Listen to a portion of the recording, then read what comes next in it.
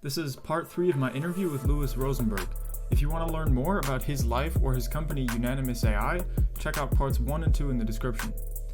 Today we're touching a few topics. First, why Lewis believes AR will win over VR in how we interface with the metaverse. Then we discuss what he considers will be the next generation Siri or Alexa in the metaverse and how dangerous that can be in combination with AI.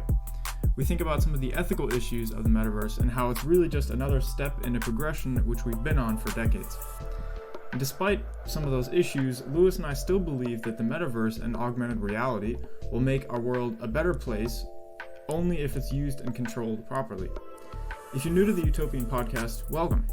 Please consider following the UPod on whichever platform you're using and sharing it with your friends. And don't forget to check out my website at theutopian.blog for more. So you're a firm believer that the metaverse is not going to be VR. It's not going to be those corny demos that we've seen from Meta. And you actually believe that it's going to be a layer of a digital world on top of our real world. And that's going to be done through things like augmented reality glasses. And so to begin with, why do you think that AR will beat VR? Yeah, so having worked in the field for a long time, I've come to the conclusion that people don't like to wear headsets. There's a lot of people who could come to that conclusion very, very quickly. But when you first try a VR headset and you have a great demo and maybe you even have a great experience for an hour or two, but if you're going to spend many hours, you start to realize, it's not how you're going to spend your day. You're not going to spend your day with something strapped to your face. What I quickly discovered across the 90s, during the 90s, the technology was getting faster, much quicker. It went from really big to smaller to smaller. Now the changes are getting more subtle. What I discovered in the 90s was like, no, there's nothing you're going to do if you're cut off from your world with a headset that all you see is virtual, that's going to make people want to spend that time with something strapped to their face all day. But augmented reality, where you can see the real world, but bring the magic of virtual content into the real world, is not objectionable. It's actually, now you're adding the magic, but you're not taking something else away. Like a purely virtual metaverse, you can give you magic, but you're taking away the most important thing in your life, your actual world. In an augmented metaverse, I can give you the magic, but you still have the real world. And so I firmly believe that will be the technology that really changes society. So, and it's not that both these technologies won't be successful. I think that virtual reality will be popular in gaming, be popular in entertainment, popular for watching sports, popular for short duration business activities. People will use pure virtual environments for limited duration activities. Whereas augmented reality, people will wear augmented reality eyewear, and it will become just part of their daily life. And my personal view is that it will start to happen when the first really high quality augmented reality headsets come out. I think that'll be 2024, 2025. And I think if that happens in 2025, then by the early 2030s, I do think augmented reality will start to be replacing just mobile phones as the way we interact with the world. And I do think ultimately phones and tablets go away, and it's augmented reality eyewear is our basic interface to digital content. Yeah, no, I totally agree with you on that perspective, especially nowadays when there's so much hype and different ideas and different visions for this metaverse thing. But I agree with you that this is probably going to be the real one. And when people think of core infrastructural technologies required for the metaverse, they think, high fidelity headsets, 5G, blockchain. But I also really appreciate your unique emphasis on the importance of AI in the metaverse. And in your recent article on TechCrunch, you talk about this idea of the ELF, the electronic life facilitator, which you consider essentially the next generation Siri or Alexa. So can you expand on that idea and why it might be an issue even? Sure. So so I think artificial intelligence will have a significant place in the metaverse, and it will be used in a similar way that artificial intelligence is used in the world of social media and traditional Web 2 platforms today, which is artificial intelligence is being used to watch what people do. It's watching where you click, and it's building up profiles about you, and it's figuring out what to advertise to you, and that will happen inside the metaverse as well. The issue that we should all understand is that in the metaverse, the data that's being collected about people will be an order of magnitude more elaborate and more intrusive than the data that we're collecting today when you're interacting with the internet. And I say that because instead of the data watching where you click, it's going to watch where you go and where you look and how long your gaze lingers. And if you're walking down a virtual street, it's going to look, well, where did you slow down? What store did you look in? If you're walking down a real street that's augmented, it's also going to be looking at where did you slow down? Where did you look in? And so it's going to have all this data about people. It's also going to very likely be watching your facial expressions, be watching your vocal inflections. It could even have access to your vital signs, which sounds creepy, but people do that right now with a smartwatch. And so in the metaverse, all of this tracking is essential to be able to create a simulation. Like the platform providers need to know all these things. They need to know where you're looking in order to simulate the world around you in this rich way.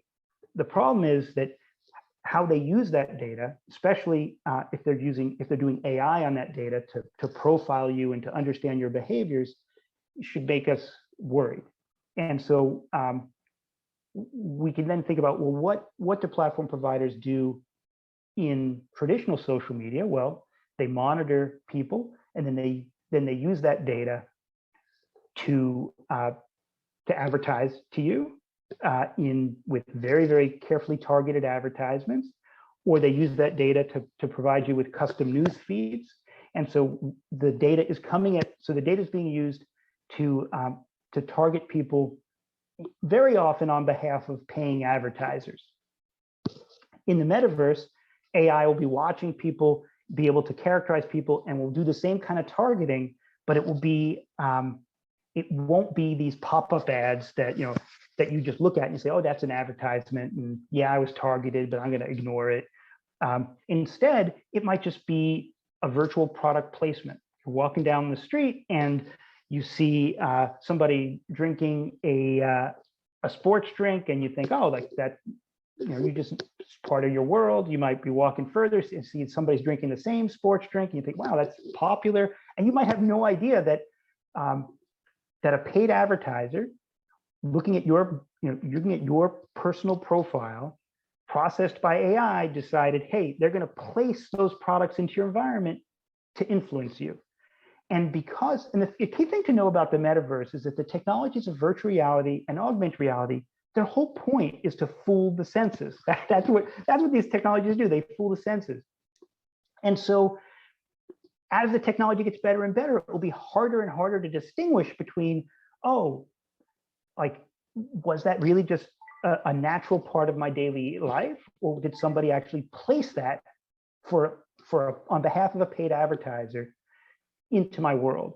And so AI starts to, when combined with the metaverse, starts to get dangerous. We can get we start to not know what is real and what is virtual. We start to not know what did I naturally just come across and what was actually placed into my world on behalf of an advertiser. We can then take one step further and say, in addition to just a product placement, there will be, I call them agenda-driven AI agents, basically avatars that could approach you in the metaverse that look like any other avatar in the metaverse, but they're controlled by AI, and they're there to engage you in a promotional conversation on behalf of an advertiser. And so you might just think you're having a normal conversation, but really an advertiser's paying a avatar that looks like anybody else to convince you of a particular political view, or to convince you of a particular the particular product or service. And the thing is, because this is controlled by AI, it has access to all kinds of data about you. It knows how you reacted in the past to similar conversational advertisements. It knows what things you get excited about. It knows what your interests are. It knows what your hobbies are. It knows all this data about you. It might be watching your facial expressions. So if your facial expressions aren't quite responding the way it expects, it will change tactics. And so again, very, very dangerous. And so these basically AI promotional spokespeople, again, could be very, will happen in the metaverse unless it's regulated. And you might not know that you're being marketed to. And then if you take that one step further, which is where we get to this idea of an elf, which is there, instead of us being targeted, by just an avatar that approaches us in the metaverse, we might actually want to have an assistant in the metaverse. In fact, we're being cultured already for that with Siri and Alexa, this idea of a virtual assistant. I believe that we will have virtual assistants that are embodied. They're not just a disembodied voice like Alexa. And those virtual assistants will be with us throughout our time in the metaverse, whether it's the virtual metaverse or in the augmented metaverse, we're walking around and there will be assistants with us. I don't think that those assistants will be, some, big, person walking next to you. I actually think that because that would be objectionable, the platform providers will make them small, cute characters that are flying around, floating near you. That's why I call them elves, electronic life facilitators, because it might look like a little fairy that's floating near you and guiding your eye to things that it wants you to look at, or interacting with you. And again, it will have the types of behaviors that we see Siri and Alexa being able to have, but at the same time, it will be real time. It will know, in addition to just hearing you ask a question, like right now, if you will ask a question to Siri, it knows what you're saying, because it has access to the data of the metaverse. These virtual assistants, they'll know exactly where you are. Again, you're walking down the street, and maybe you meant to, you have something that you meant to buy, and it might realize, oh, you're walking past this store, and so this little elf will say, hey, hey, Lewis, you meant to go into that store, and and that, that will seem really useful and interesting, and it will seem magical, unless third-party advertisers can actually pay money to influence you on their behalf. And so you have these technologies that could be purely magical, could really be assistive, could be interesting. But if the metaverse platforms have the same business model as the social media platforms, which is track people, understand their behaviors, understand their interests, and then influence them to buy products, or influence them to believe certain things, or to consume certain news, that will happen in the metaverse. It will happen with virtual product placements. It will happen with people that you think are real people that are just trying to influence you. It'll even happen with your virtual assistant that might be floating near you, and you don't realize that it has been paid to guide you towards a certain store, or to guide you towards considering a certain service, or to guide you towards a certain political belief. So there's definitely dangers. And again, I think regulation could prevent that, but it has to happen. Yeah, I mean, it's a little scary, of course, but I totally see where you're coming from. Actually, in my recent newsletter edition, I pointed out something that didn't really make the main headlines, which is how throughout January of 2022, Meta filed a bunch of patents aimed at using biometric data from headsets, like, facial expressions, eye movements, even like body posture, to sell to advertisers. And I mean, it's a pretty clear indication of their intention to extrapolate their current business model to the metaverse. But to pivot a little bit, your company Immersion was one of the first to provide haptics, so joysticks, wheels, mice, And do you see haptics playing a role in this augmented reality metaverse that you envision? Perhaps with more sophisticated things like haptic suits or those omnidirectional treadmills or gloves, or will all that haptic stuff just stay in the niche gaming world? Your touch sense, if I reach out and I try to grab something and my hand goes through it, your brain, will say, well, now it's not real anymore. You lost all suspension disbelief is gone.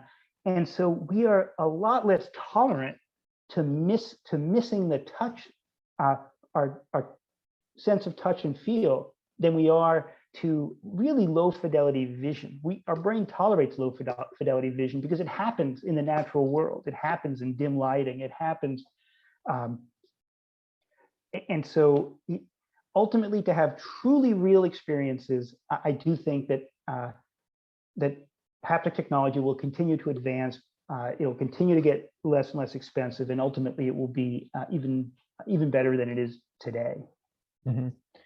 And in one of your articles, you say the technologies we adopt in the name of convenience rarely remain optional.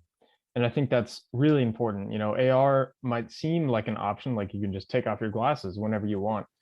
Yet at the same time, nowadays you can technically stop using Facebook and Zoom and your phone and everything, but nobody does because you'll be left behind, socially, professionally, economically. And do you think the same thing will happen with an augmented reality metaverse? And is there any way that we can include an element of freedom as we move forward, the choosing to be a part of the metaverse or not without such repercussions? Yeah, no, it's a great question. And it's one of the reasons why I think that the augmented metaverse will happen so quickly. And I think it'll happen quickly because ultimately people won't really have a choice.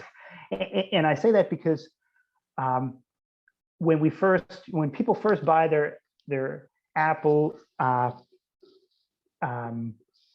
virtual reality eyewear in, let's say, 2025, or maybe it'll come from Snap, or maybe it'll come from Google or Microsoft, they'll think, oh, this is a luxury. This is this really cool thing. It's a luxury. Like, I can look around and I can see this information. I can look at a tree and immediately see, what kind of tree it is, and all kinds of really, valuable educational information. Really, it will give you value, but it will feel optional. And then the technology will start to proliferate, and more and more people will start to use it, and there'll be more layers of information around, and until you get to this point where if you don't have it, you will feel like you're actually missing out on critical content in your world. You could imagine a world where enough people have these headsets. Why put prices on anything in stores anymore? Everyone's wearing these headsets. They just look around, they see the prices just floating over every object. And so that will happen. And then if you don't have the eyewear, well, now you can't even go shopping. And so, again, it goes to this point of these things that we do that start out as convenience. Once they get adopted, they become requirements just for life and society. And if you look at the progression of the iPhone from, say, 2007, when it was launched, within about 6 years, it was so ubiquitous, people felt like they had to have a smartphone. And same thing with the internet. The internet started out as a luxury, started out as an enhancement. If you don't have the internet today, you might not be able to file your taxes. It's assumed to be standard equipment for life in, industrialized nation. And that could very quickly happen for augmented reality as well. Yeah, these ideas of convenience and optionality, or what I call the dirty backside of the network effect, is like, if everyone has it, you have to as well, is actually very dangerous, especially because it could easily lead to the next level of immersion, which logically is attaching or even inserting machines into your brain. And in one of my articles, I called this idea the slippery slope of human machine interfacing, where the driving factors that took us from clunky desktops to AR glasses will probably also bring us from those same glasses to brain-machine interfaces, and it will be pretty hard to stop that progression. Do you have any thoughts on that in general? Do you think it could play out differently, or? So you bring up a great example because it's a technology that sounds objectionable to most people. I mean, there are definitely people who would be excited about brain implants, but I think for most people right now, you say something like brain implants and they feel like that's objectionable. But if brain implants are giving some segment of the population an advantage over other people, it will proliferate. And once enough of the people have that advantage, it will no longer feel optional. It will feel like you need to have it in order to just be a base level human. And that's what's happened with the internet. I mean, the internet. I mean, everybody's walking around with the phone in their hand, internet in their pocket. You could talk to a lot of people who say they don't like that. They don't want to have to be accessible 24 hours a day, to have all this information they feel obligated to check. A lot of people, most people maybe, don't want it, but they feel like they don't have a choice. And that continues to progress. And then what will happen is a next generation will be raised with that technology having been in their life the whole time. And so they won't even think about it being objectionable. They won't think that there's a downside to it. There are right now, you have people around today who grew up before cell phones, like myself. And it's like, I think back and think like, how did we get by without cell phones, right? But my kids, like, they couldn't even imagine a world where you didn't have cell phones. I mean, it changes your whole view of being able to reach people. And so once you take a step forward, it's almost impossible to take that step back. And even if people are not happy, like even if the technology created, like social media. I mean, most people realize social media is creating problems, almost impossible to undo those problems. Yeah, yeah, it's definitely a big debate. But I do want to end on a good note. And the concept of the metaverse and AR and these things are sometimes controversial nowadays, and it obviously faces a lot of criticism, and rightfully so. But I think I speak for both of us when saying that some things about it will also be pretty cool. So what about the AR metaverse makes you excited, and what are you looking forward to? Yeah, I mean, I think I really do believe that augmented reality could make our lives magical. And magical meaning the things that we have thought of as just being only possible in fiction